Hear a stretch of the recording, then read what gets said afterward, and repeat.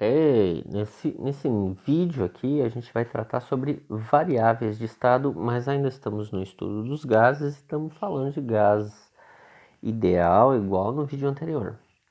Muito bem, o que são variáveis de estado? Gases têm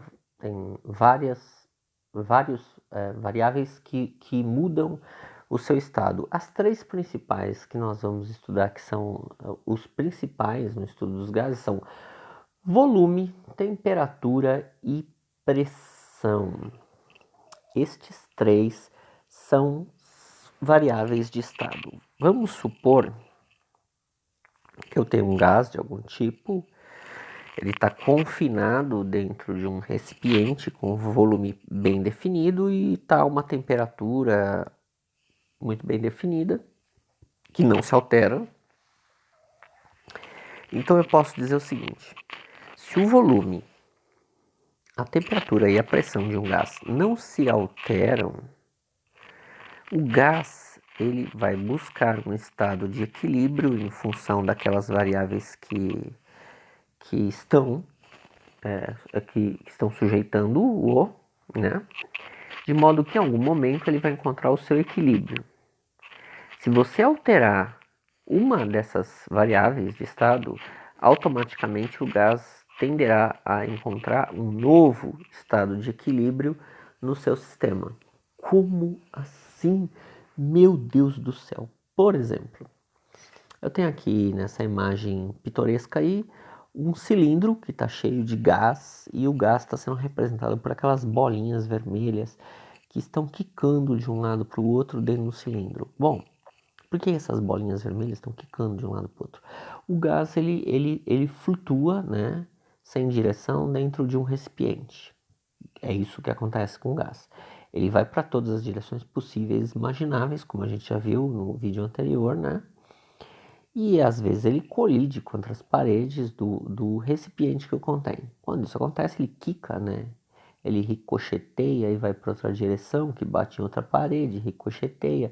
Vez por outra, uma molécula, um átomo colidem uns com os outros, cada um ricocheteia para um lado, igual um jogo de bilhar. E eu sei o seguinte, eu estou mudando ali na minha imagem a fonte de, digamos assim, de energia que está encostada no meu cilindro.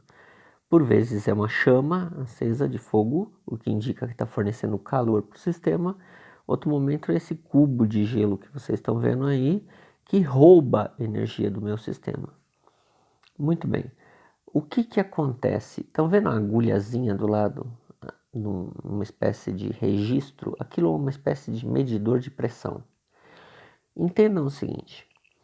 Quando o gás está a uma determinada temperatura, volume e pressão, ele fica naquela situação por um bom tempo, uma situação de equilíbrio.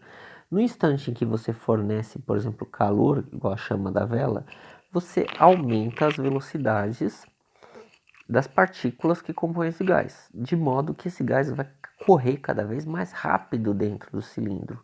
Se ele corre cada vez mais rápido, ele tem menos tempo para bater nas paredes, porque se antes ele tinha uma velocidade x e ele batia, por exemplo, numa parede a cada meio segundo, no instante em que eu aumento essa velocidade para 2x, ele vai bater nessas paredes num tempo menor. Portanto, num tempo menor, haverão mais colisões nessas paredes desse recipiente, tentando forçar esse recipiente para fora. Isso significa que na medida em que eu dou calor para um gás, que eu aumento a sua temperatura, eu acabo aumentando a pressão que esse gás exerce sobre o recipiente que o contém. Ah, mas eu estou mudando o volume? Nesse caso desse meu desenho, não, né? Mas na medida em que eu dou calor, que eu forneço temperatura para esse gás, eu altero a sua pressão de modo que ele encontre um novo estado de equilíbrio. Quando tem esse cubinho de gelo aí embaixo que aparece de vez em quando, óbvio que o gelo está simbolizando um sistema, um processo no qual eu estou roubando energia dessas moléculas, desses átomos desse gás. Portanto, essas moléculas, esses átomos têm uma redução na sua energia cinética, então eles reduzem a velocidade, de modo que eles passam a bater menos vezes, haverá menos colisões contra as paredes do recipiente que contém esse gás.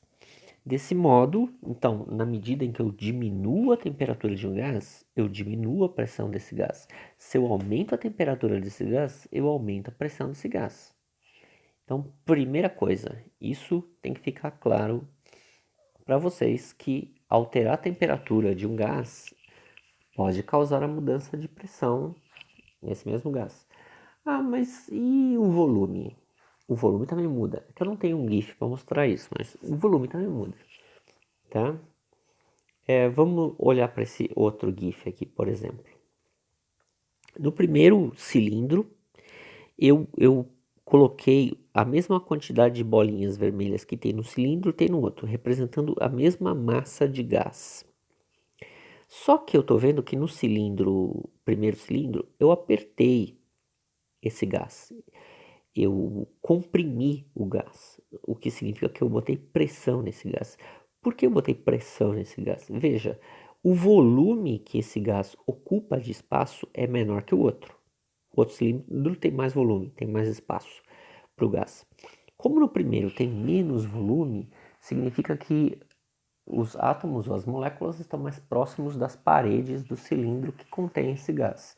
Portanto, para eu colidir contra as paredes do meu cilindro que me detém, é muito mais fácil eu achar a parede, porque ela está mais perto uma da outra, do que no outro cilindro.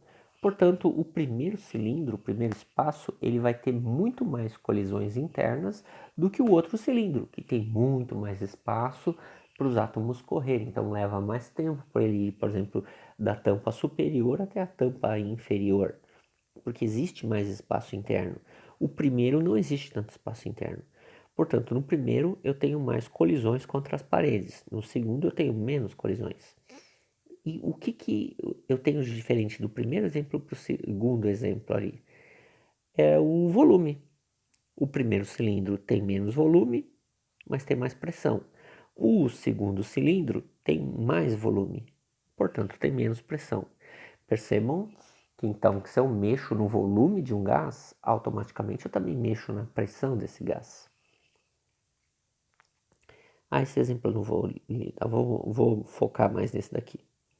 O que eu tenho aqui? Eu tenho uma espécie de gás que está sendo aquecido, tem uma chama que acende aqui embaixo, certo? Acende e apaga, acende e apaga. A pressão do gás, como vocês podem ver aqui, está constante. Este reloginho aqui não está sofrendo alteração, indicando que esse gás não está mudando a sua pressão. Mas como é que o gás pode não estar mudando a sua pressão? Ele não está mudando a pressão porque eu estou injetando aqui massa, uma massa aqui, desculpa, estou injetando uma massa de gás aqui que vai manter tudo sob a mesma pressão, então de modo que a mesma quantidade de moléculas se mantém. Na medida em que eu aumento a temperatura, né? Oh Deus, na medida em que eu aumento a temperatura, eu aumento o movimento cinético destas moléculas ou átomos que se encontram aqui dentro, de modo que eles aumentam a quantidade de colisões contra a tampa superior, empurrando a tampa superior para cima. Só que quando eles realizam essa proeza, o que acontece? O volume do meu cilindro, ele aumenta, porque eu ganho mais espaço aqui. Portanto, mexer na temperatura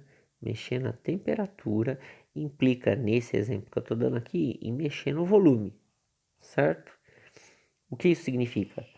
Se você alterar uma das variáveis de estado de um gás, seja o volume, a temperatura ou a pressão, alguma coisa a mais será alterada. Então, se eu mexo na temperatura, ou a pressão ou o volume serão alterados. Se eu mexo no volume, ou a temperatura ou a pressão serão alterados. Toda vez que eu mexo em uma das variáveis de estado de um gás, o gás procura um novo estado de equilíbrio, mexendo em outras variáveis de estado, uma ou mais. Certo? Tudo bem? Por essa semana me basta isso, que vocês saibam que mexendo nas variáveis de estado, né, de um gás ideal, esse gás procurará um novo estado de equilíbrio, certo? E é isso.